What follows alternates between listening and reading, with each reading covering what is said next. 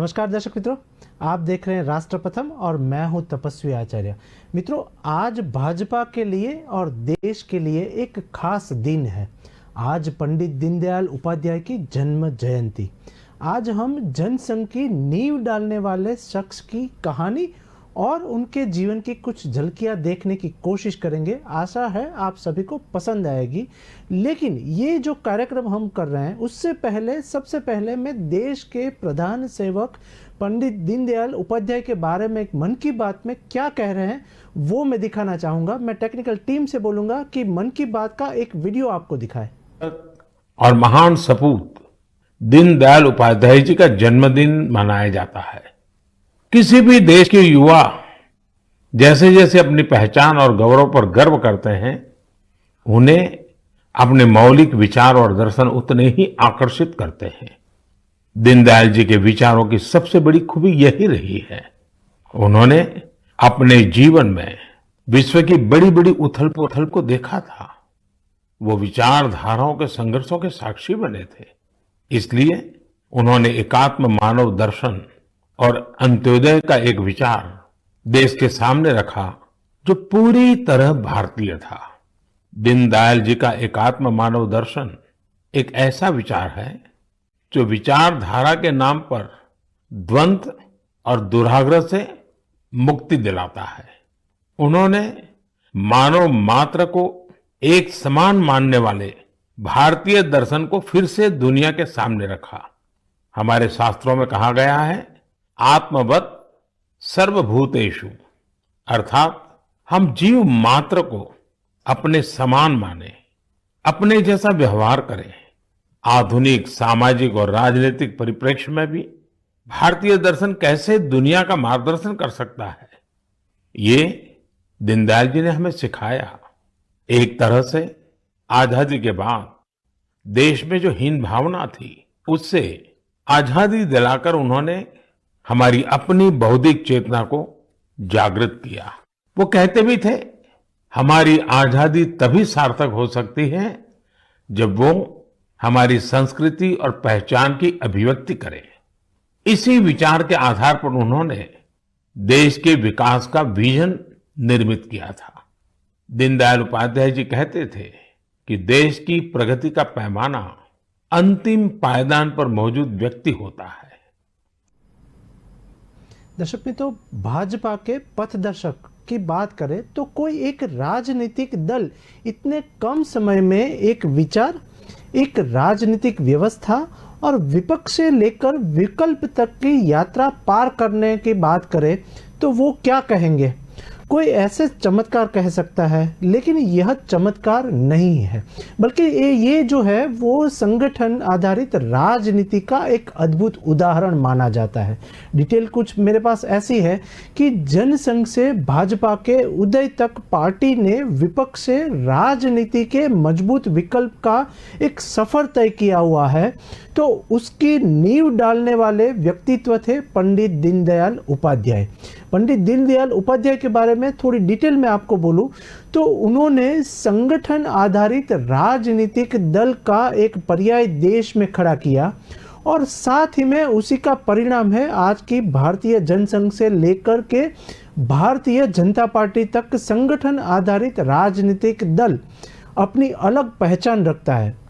उसी के साथ प्रधानमंत्री जी ने अभी आज मन की बात में कार्यक्रम में उनका जिक्र किया तो उसमें पंडित दीनदयाल उपाध्याय का ही विचार अंत्योदय के मूल का जनक है, ऐसा बोले। पंडित दीनदयाल उपाध्याय के बारे में वो ऐसा बोले कि अंत्योदय के मूल का वो जनक है और इससे ही मोदी सरकार का मूल मंत्र बना है, सबका साथ, सबका विकास और सबका विश्वास और सबका साथ में प्रयास। मैं एक आपको वीडियो दिखाना चाहूंगा। एक वीडियो में भारतीय जनता पार्टी के नेता उनके बारे में क्या सोचते हैं वो मेरे पास वीडियो है। मैं टेक्निकल टीम से बोलूंगा कि एक वीडियो बाइट दिखाए।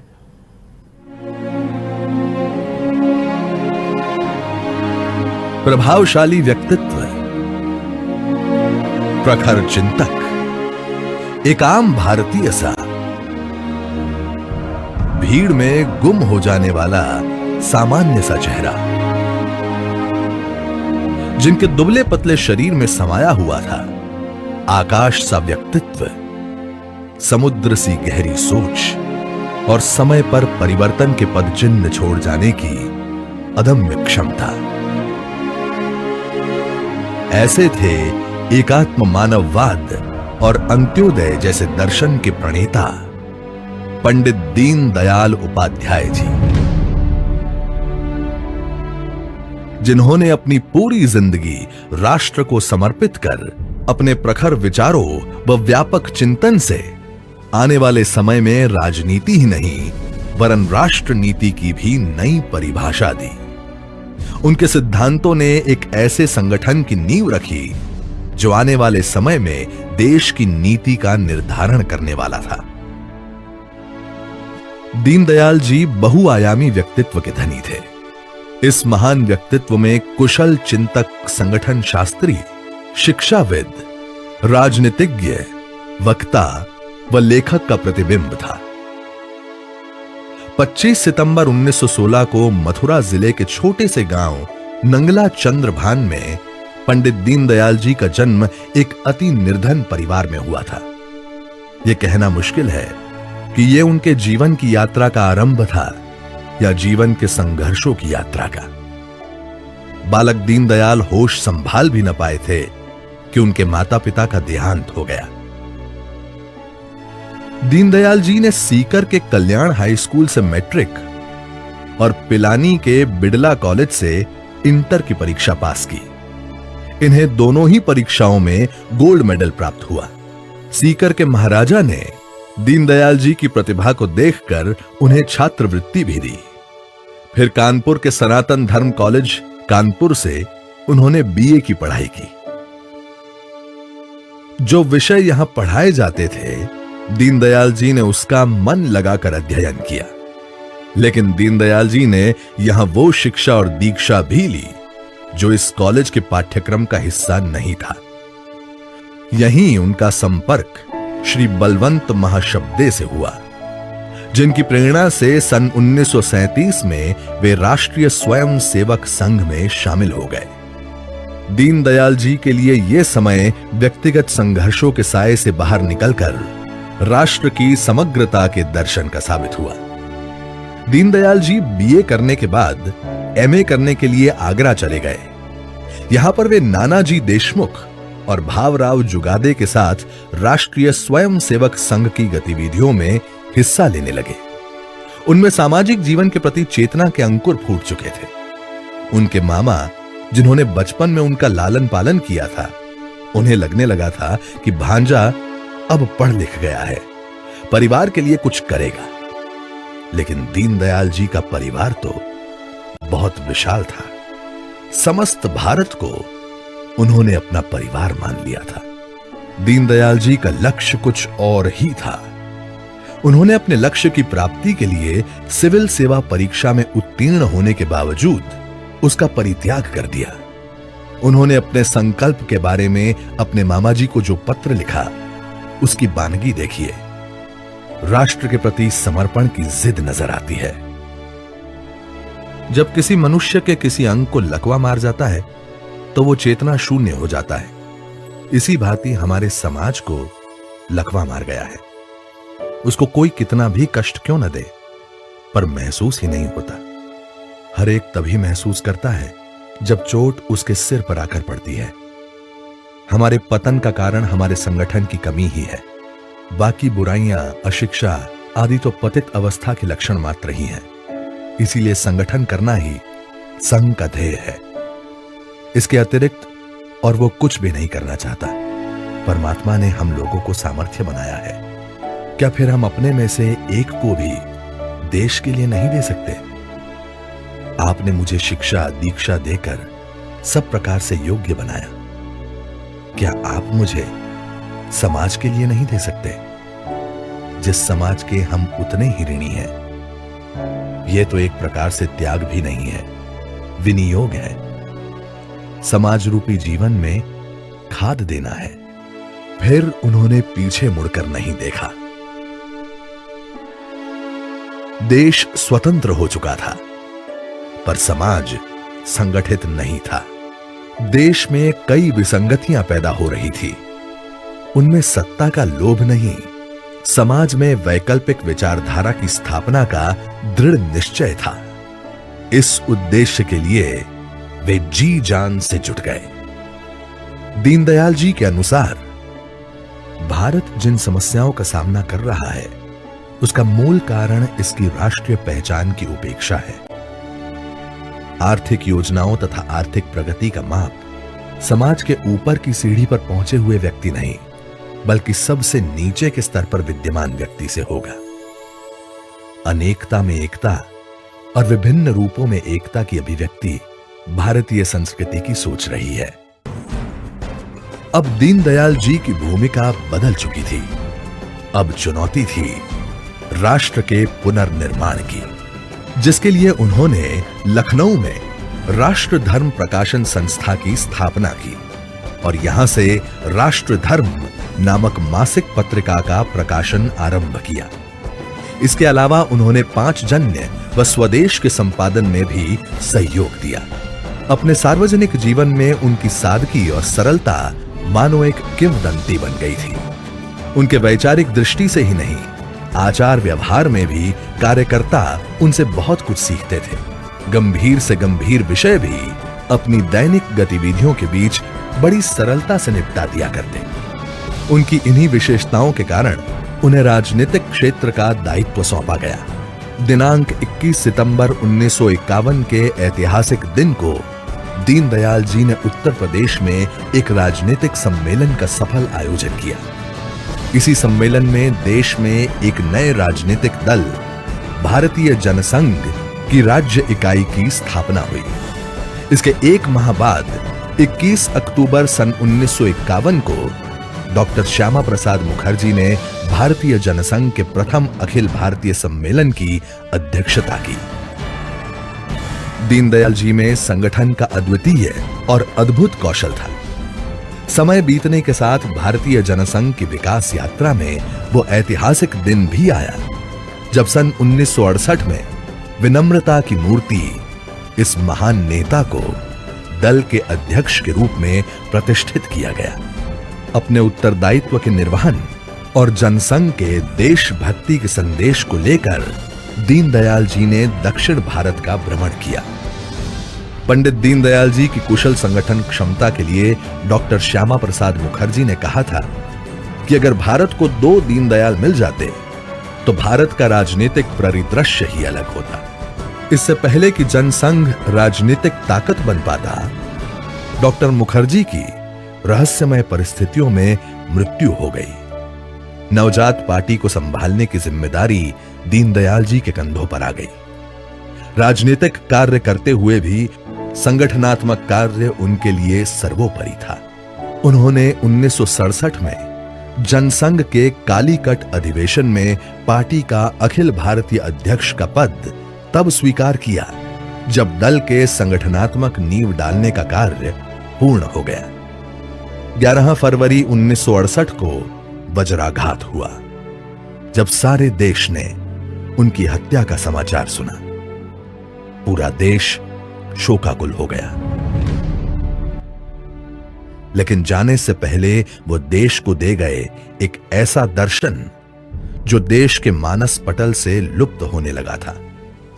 उन दिनों देश समाजवाद और पूंजीवाद के द्वंद्वों से गुजर रहा था। तब के राजनीतिक नेतृत्व को भारतीय सनातन परंपरा की विशालता और राष्ट्र की अपनी भौतिक शक्ति का भाव नहीं हो पा रहा था। वो कभी कहीं से अपने विकास का मॉडल ढूंढ रहा था। एकात्म मानव दर्शन इस अंकुर के वटवृक्ष बनने की यात्रा अभी जारी है। दीनदयाल जी के एकात्म मानववाद और अंत्योदय के सपने को साकार करने के लिए भारतीय जनता पार्टी की सरकार दृढ़ संकल्प है।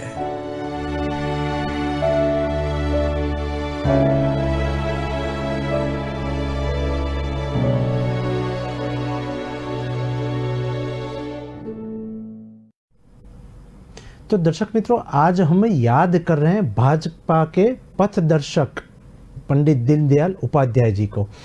डॉक्टर श्याम प्रसाद मुखर्जी कहते थे कि अगर मेरे पास एक दो और दीनदयाल होते तो मैं हिंदुस्तान की राजनीति का चरित्र बदल देता। दरअसल पंडित दीनदयाल उपाध्याय ने कांग्रेस के विकल्प के तौर पर कार्यकर्ता के निर्माण पर जोर दिया और उनका उद्देश्य ऐसे राजनीतिक कार्यकर्ताओं की एक नई श्रेणी तैयार करना था जिसका एक स्वतंत्र चिंतन हो, राष्ट्रभक्ति से प्रेरित हो और राष्ट्र समाज को समर्पित हो, ऐसा उनका मानना था। उन्होंने अपनी पूरी शक्ति संगठन को वैचारिक अधिष्ठान देने, कार्यकर्ताओं के निर्माण और संगठन के विस्तार में लगा दी थी। आज संघ और भाजपा जिस मुकाम पर है उस विचार की नींव पंडित दीनदयाल उपाध्याय ने ही डाली थी। दूसरी एक बात करूं तो एक वक्त था जब पंडित जवाहरलाल नेहरू के दौर यहाँ माना जाता था और देश में कांग्रेस के ही शासन वहाँ पर रहा था और कांग्रेस का ही शासन चल रहा था। लेकिन नेहरू के बाद कौन, वो एक सबसे बड़ा क्वेश्चन मार्क था। तो उस टाइम पंचायत से पार्लियामेंट तक एक ही पार्टी का राज था। लेकिन अचानक ही 1962 से 1967 के बीच एक ऐसा राजनीतिक खालीपन आया कि देश को ऐसा लगा कि इस रिक्तता को कौन भरेगा। पंडित दीनदयाल उपाध्याय की दृष्टि की वजह से ये वैकल्पिक राजनीति का एक दौर आया और साथ ही में, लेकिन पंडित दीनदयाल का विचार संगठन तक एक सीमित नहीं था। डिटेल ऐसी थी कि उनका आर्थिक दर्शन भाजपा की राजनीति का केंद्र है और दीनदयाल जी कहते थे कि आर्थिक योजनाओं तथा आर्थिक प्रगति का माप समाज के ऊपर की सीढ़ी तक वहां पर पहुंचना व्यक्ति नहीं है, बल्कि सबसे नीचे के स्तर पर विद्यमान होना व्यक्ति से वहां पर होगा। उस तरीके की उसकी विचारधारा थी और एकात्म का मानवतावाद और अंत्योदय के जिस रास्ते पर चलकर आज केंद्र सरकार देश के हर वर्ग के सपने का साकार कर आत्मनिर्भर भारत की ओर एक कदम बढ़ा रही है, उसी तरह उसके प्रेरणा स्रोत पंडित दीनदयाल उपाध्याय है। दूसरा एक बात बोलूं तो मेरे पास पंडित दीनदयाल जी के जीवन को दर्शाता एक वीडियो मेरे पास है।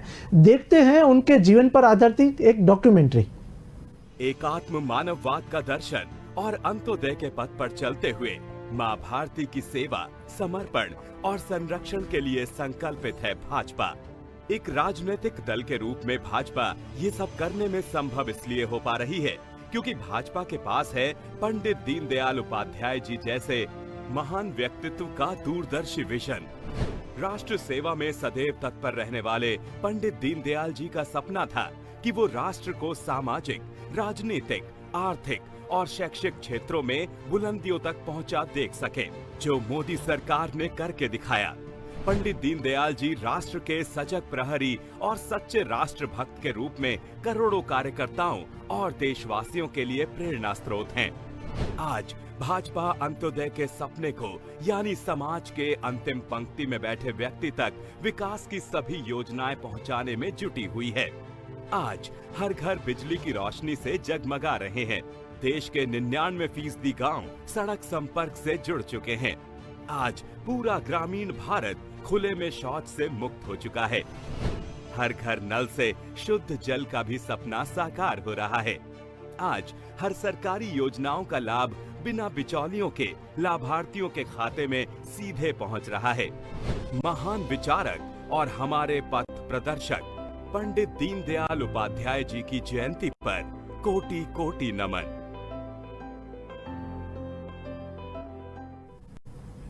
तो दर्शक मित्रों, आज पंडित दीनदयाल जी का जन्म जयंती, उसके ऊपर केंद्र सरकार की वित्तीय समावेशन की योजना आज समाज के अंतिम व्यक्ति तक पहुंच रही है, तो वह केवल और केवल पंडित जी के अंत्योदय का ही एक उदाहरण है। डिटेल मेरे पास ऐसी है कि पंडित दीनदयाल जी के विचारों का ही प्रभाव है कि प्रधान सेवक नरेंद्र मोदी ने दीनदयाल अंत्योदय योजना की शुरुआत की, जो आज ग्रामीण भारत की एक नई क्रांति बन चुकी है। संगठन को कैडर आधारित बनाना हो या समाज के आखिरी छोर के व्यक्ति का कल्याण सुनिश्चित कर सही मायने में आज़ादी का एहसान कराना और एहसास कराना, तो पंडित के विचारों और दर्शन में ही निहित रहा है। उनके विचार आज भी राष्ट्र की ही प्रेरणा है। नमस्कार।